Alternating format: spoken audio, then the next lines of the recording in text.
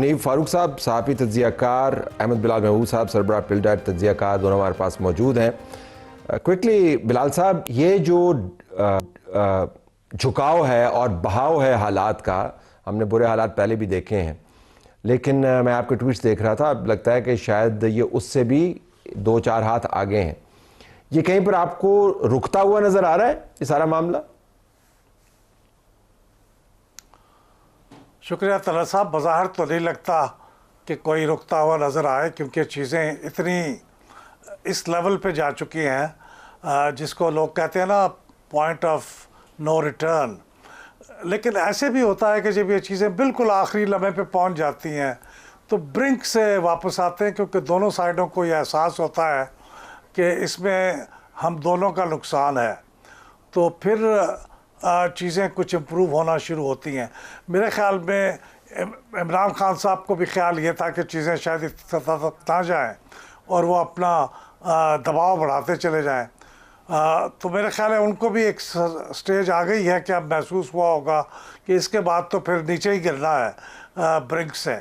तो मेरा ख्याल है एक हल्की सी मुझे उम्मीद है, कोई उसकी बज़ाहिर लॉजिक नहीं है, लेकिन एक छठी सेंस है जो कहती है कि शायद आखिरी मौके पे वो वापस आएँ और कोई रास्ता निकाल लें।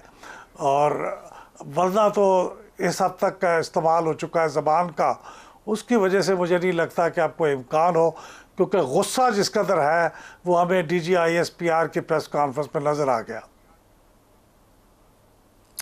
मुनीब, अभी बिलाल साहब को आपने सुना, वो कह रहे हैं कि दोनों साइड्स, जब हम बयानियाँ सुनते हैं तो क्या वाकईतन दोनों साइड्स हैं इस सारे मामले में, या सिर्फ एक ही साइड है जिसने डिसाइड करना है क्या होगा? बहुत शुक्रिया दर साहब। मैं समझता हूँ अगर प्रैक्टिकल पर्पसेस के लिए देखा जाए तो एक ही साइड है, जो वो है पाकिस्तान की हुकूमत की या पाकिस्तान की एस्टेब्लिशमेंट की जो साइड है, उन्होंने ही डिसाइड करना है। और यकीन मानिए, मुझे जो DGISPR की प्रेस ब्रीफिंग थी उसके अंदर जो कुछ भी हुआ और जो उन्होंने बयान किया, मुझे इस पे हैरत नहीं हुई, ना ही मैं हैरान हुआ, क्योंकि गाहे बगाहे मैं ये अर्ज करता रहा हूँ कि ये वो इम्प्रेशन है जो कि आज की एस्टेब्लिशमेंट के ऊपर इमरान खान साहब का है। और वो दो चीजें हैं, एक ये कि इमरान खान एक नाकाबिले एतमाद और इंतशारी सियासतदान है, एक वो उनका ये बिल्कुल कंसिडर्ड ओपिनियन है। दूसरा ये कि उनकी जो जमात है वो भी एक इंतशारी जमात है और ये मुल्क के खिलाफ है। तो बिलाल साहब, आपने पॉइंट ऑफ नो रिटर्न की बात की, ये क्या होगा मुमकिन तौर पर अगर हालात इस तरह करते रहे? आपके ख्याल में ज़रा सिनारियो तो खींचिएगा, तमाम तारीख हमारे सामने है, दुनिया के हालात भी हमारे सामने हैं। मैं जानना चाहूँगा कि आपके जहन में पॉइंट ऑफ नो रिटर्न की तस्वीर क्या है?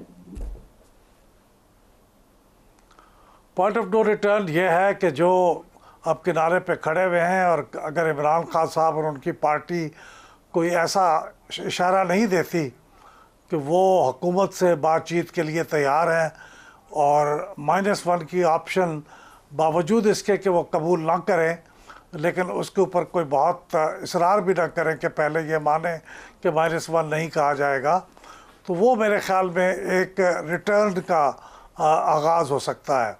लेकिन अगर ये पॉइंट ऑफ नो रिटर्न होगा तो फिर मेरे ख़्याल में उसका सिनारियो ऐसे होगा कि खैबर पख्तूनख्वा में फिर गवर्नर राज लगेगा, और उसके बाद खैबर पख्तूनख्वा में भी जो लोग हुकूमत की मुखालफत कर रहे हैं, आर्म फोर्सेस की मुखालफत कर रहे हैं, उनको फिर चुन चुन के उनके ख़िलाफ़ मुकदमे बनेंगे, गिरफ़्तार किए जाएंगे।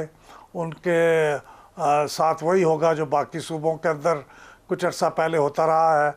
और उसके बाद मेरे ख़्याल है इमरान खान साहब पे भी दबाव बढ़ जाएगा, उन साल मुलाकातें बंद हो जाएंगी, और उनके ख़िलाफ़ जो मुकदमे कुछ अरसे से पेंडिंग सुनते हैं चले आ रहे हैं, ख़ास तौर पे 9 मई के हवाले से, वो भी एक्टिवेट हो जाएंगे। तो वो उस सारी जो लड़ाई होती है हाथियों की, उसके अंदर बहुत सा घास फूस जो है वो तबाह बर्बाद होता है। तो मुल्क की इकानमी भी बर्बाद होगी, मुल्क के अमन अमान भी बर्बाद होंगे, लोग भी बहुत सफ़र करेंगे इस दौरान, और पता नहीं ये सिलसिला कितने साल चलेगा। मुनीब, आप का जो तस्वर है पॉइंट ऑफ नो रिटर्न में क्या क्या हो सकता है? पार्टी बैन हो सकती है, क्या हो सकता है? दरअसल मैं समझता हूँ ये पार्टी बैन और ये जो चीजें हैं ये शायद होंगी, लेकिन इनमें से पहले कोई आईनी तरमीम एक लाई जाएगी, और अगर कुछ नुक्तों को हम दुरुस्त जोड़ पाए तो शायद एक और आईनी गवर्नर तरमीम लाई जाएगी। जी, क्योंकि कुछ नुक्तों को अगर हम जोड़ पाए तो शायद जो देर इज अ लाइकलीहुड जिसकी मुझे कुछ अंदाजा हो रहा है कि शायद जो आर्टिकल 234 है, जिसके तहत सूबे के अंदर आप इमरजेंसी इन्वोक करते हैं यानी गवर्नर्स रूल लगाते हैं, उसके अंदर भी उसकी कोई ट्वीकिंग की जाएगी। उसमें एक जो पार्लियामान वाला सारा एलिमेंट है, शायद उसको तब्दील करके वो सारा मामला आईनी अदालत में ले जाया जाए।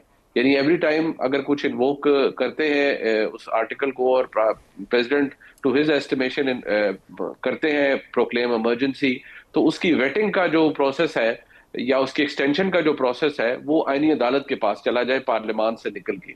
अगर तो ये सोच कपाए तकमील तक पहुंच गई तो फिर आपको अंदाजा कर सकते हैं, क्योंकि देखिए जो आमतौर पर इमरजेंसी प्रोविजंस हैं वो टेम्परेरी हल है, वो कोई परमानेंट सोल्यूशन तो नहीं है अनलेस कि आप उसको तब्दील करें।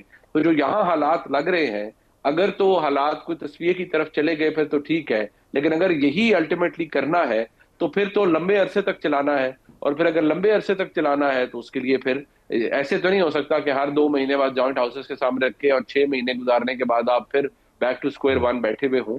लिहाजा कुछ करने के लिए फिर कुछ और चीजों को भी बीच में शामिल किया जा सकता है। बिलाल साहब, नून लीग के लिए तो आपके ख्याल में ये कोई चैलेंज है, क्योंकि ये सारा काम उन्होंने ही करना है?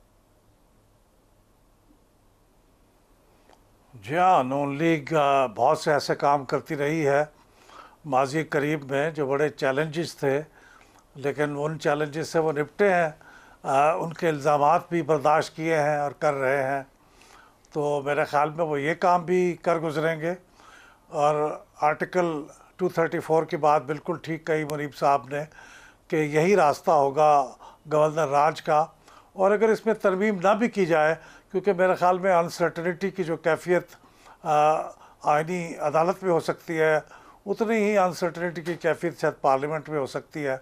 पार्लियामेंट में मैं समझता हूँ शायद निस्बतन कम हो। तो पार्लियामेंट के ज़रिए से अगर 2-2 महीने की 3 दफ़ा कर लिया जाए 6 महीने, तो इस 6 महीने में बहुत सी पॉलिटिकल इंजीनियरिंग भी हो सकती है। और ना भी हो तो थोड़ा सा वक्फा दे के 2-3 हफ्तों का ये फिर अमल दोहराया जा सकता है। ये बहुत फ़नी लगेगा और बहुत अजीब लगेगा और बाज़ लोग इसको नाकाबिल कबूल करेंगे, लेकिन बहरहाल ये आईनी होगा।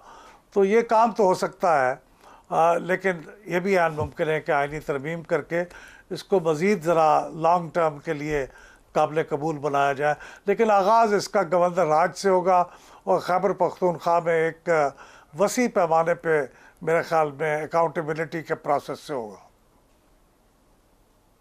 नहीं, बिल्कुल आखिर में फरमाइएगा, आपके ख्याल में क्या ऐसा हुआ कि जिसके बाद ये बहाव इतनी तेज़ी के साथ शुरू हो गया? बहुत कुछ हो रहा था, गालम गलोच भी हो रहे थे, इल्ज़ामात भी लग रहे थे, एंटी स्टेट होने के इल्ज़ामात भी थे, हिंदुस्तान के हाथों में खेलने के इल्ज़ामात भी थे, उधर से भी जिस किस्म की बातें होती थी वो भी थी। लेकिन ब्रीफली अगर आप बताएं कि क्या था, वो कौन सा तिनका था जिसने इस ऊंट की कमर तोड़ दी? दरअसल मैं ज़ाती तौर पर समझता हूं कि जो आखिरी मुलाकात थी उज़मा खान साहिबा की इमरान खान साहब से, आम तासुर ये है कि जी वो वजह बनी है। देखिए, उस मुलाकात की वीडियो और ऑडियो रिकॉर्डिंग मौजूद है, बल्कि मैं आपको पहले भी अर्ज किया था, इनका ट्रांसक्रिप्ट बनता है हर मुलाकात का, किसने क्या कहा, विद ऑब्वियसली नाम के साथ होता है, किसने ये कहा, इसने ये कहा, इसने ये कहा। अच्छा, उसमें इंटरेस्टिंग एलिमेंट ये है कि खान साहब वाकई बहुत जैसे होता है ना कि इस्तराबी कैफियत के अंदर थे। जैसे जिस तरह आप कहते हैं कोई शख्स शदीद गुस्से या पीक हो जब फ्रस्ट्रेशन की उसके अंदर, और फिर वो मुख्तलिफ बातें उसमें शायद हम कह सकते हैं थोड़ी बेरब्त गुफ्तगू भी इंसान कर जाता है। लेकिन उनका जो गुस्से का एलिमेंट था वो डायरेक्टेड था टुवर्ड्स पाकिस्तान मिलिट्री एस्टेब्लिशमेंट जो इस वक्त है। लेकिन ये अकेली वजह नहीं बना। देखिए, जो रिसेंटली हुआ है उसके अंदर फिर जिस तरह से कुछ चीजें होती रही हैं, पहले भी वो पेंट अप होती रही, इकट्ठे होती रही, और ये मौकफ इवेंचुअली आना था ही। और उसका जो एक एलिमेंट है वो ये कि क्योंकि पाकिस्तान तहरीक इंसाफ के कुछ दोस्तों को ये उम्मीद थी कि जैसे पावर पीक कर रही है, जो जैसे ये थोड़ा कमजोरी की तरफ जाएंगे तो हम just keep attacking and one day you will succeed, वो वाला काम ठीक। बिल्कुल खत्म हो गया है। और आपको पता है फौज में तो गलत certainty मफरूज़ा है कि या वो एक उसको 5 साल की सर्टेनिटी है।